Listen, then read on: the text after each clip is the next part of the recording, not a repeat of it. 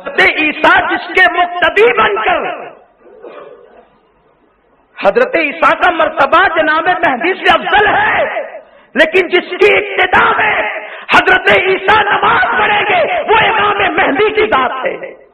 اب جب امام مہدی نماز پڑھائیں گے، ارے یہ امت محمدیہ کی شان ہے۔ کوئی کہتے ہیں ہم نبی کی طرح، ارے نبی کا بیٹا کتنی شان والا ہے، اور وہ بھی کون سا؟ سب سے آخری آنے والا امام۔ امامت کی ابتدا مولا علی سے ہوئی اور امامت کی انتہا امام مہدی پر۔ نبی کے گھر میں امامت ہے، حسین اعظم کے گھر میں امامت ہے۔ یہ اماموں کا خاندان ہے۔ سب سے آخری امام بن کر امام مہدی آئیں گے، نماز پڑھائیں گے۔ ادھر نماز مکمل ہوگی کہ 30,000 یہودیوں کو لے کر کانا دجال مسجد کے دروازے پہ کھڑا ہوگا۔ اب کانا دجال جب آئے گا تو حضرت عیسیٰ علیہ السلام کی سانس سے، ایسے آپ سانس لیں گے تو آپ کی سانس کی برکت سے دجال پگھلنے لگے گا، اور لڑائی ہوگی، جم کر لڑائی ہوگی، خوب لڑائی ہوگی۔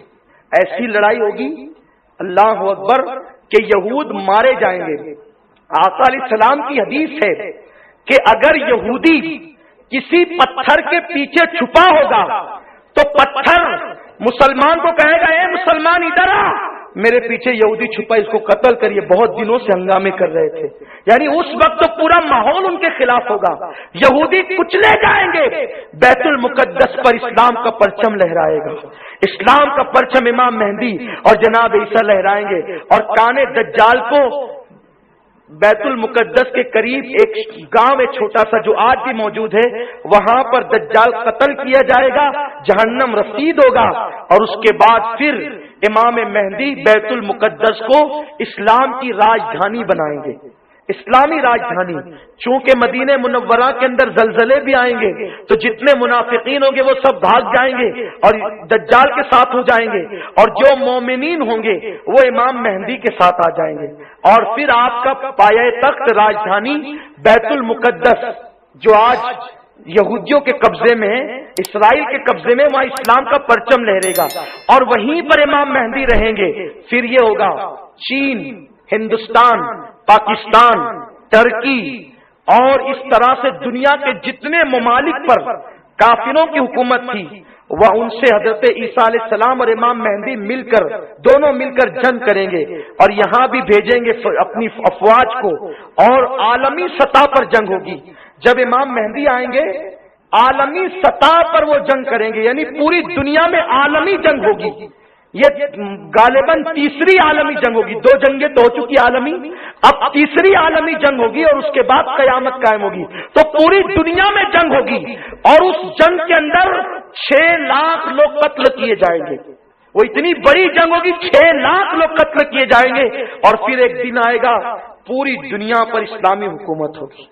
امام مہدی صرف 6 سال یا 7 سال کی قلیل مدت میں پوری دنیا پر اسلام کا پرچم لہرا دیں گے، اور اسلام ہوگا۔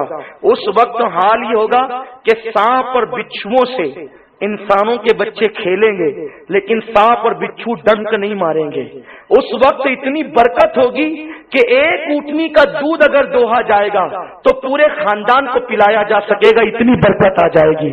ایک انار کے سائے میں اس کی چھتری میں پورا خاندان رہ سکے گا، اتنی برکت ہو جائے گی۔ اور پھر شیر اور بکری ایک ساتھ ایک گھاٹ میں پانی پیئیں گے، اسلام ہوگا، سچائی ہوگی، برکت ہی برکت ہوگی، اتنی دولت ہوگی۔ کوئی کسی کو دولت دے گا تو بولے گا نہیں آپ رکھیے، میرے پاس اللہ نے بہت دیا ہے۔ اس وقت لوگ تمنا کریں گے کاش یہ قبر سے ہمارے باپ دادا جو مومن دنیا سے گئے یہ اٹھ جاتے اور یہ آج کی راحتیں دیکھ لیتے، آج کا آرام دیکھ لیتے، آج کا سکون دیکھ لیتے۔ ایسا ماحول ہوگا، پھر اللہ اکبر، شان ہی شان ہوگی۔ اب اس میں طویل گفتگو کیا کروں، امام مہدی پر میں نے گفتگو کی۔ پھر یہ ہوگا حضرت عیسیٰ علیہ السلام شادی کریں گے، کیونکہ بغیر شادی شدہ اٹھائے گئے نا آسمان پہ، شادی کریں گے، اور شادی کرنے کے بعد جناب عیسیٰ علیہ السلام مدینہ منورہ جائیں گے، آقا کی بارگاہ میں حاضری دیں گے، وہاں سلام کریں گے آقا کو۔ آقا اپنی قبر انور سے اس وقت بھی جواب जवाब अता फरमाएंगे। ईसा अलैहिस्सलाम मदीने शरीफ में रहेंगे और फिर वहीं पर हजरत ईसा अलैहिस्सलाम का विसाल हो जाएगा। और हजरत ईसा अलैहिस्सलाम का जब विसाल होगा तो विसाल ईसा के बाद अभी रसूलुल्लाह के कुब्बे खजरा में 3 मज़ारात थे, एक आका का, एक जनाब सिद्दीक अकबर का, एक जनाब फारूक आजम का, लेकिन एक मज़ार की जगह अभी भी खाली है। तो जनाब ईसा अलैहिस्सलाम मदीने शरीफ में पर्दा फरमाएंगे और जब मदीने मुनव्वरा में पर्दा फरमाएंगे तो हजरत सिद्दीक, हजरत उमर, उनके बाजू में हजरत ईसा अलैहिस्सलाम का मज़ार बनाया जाएगा, वो वहां आराम करेंगे।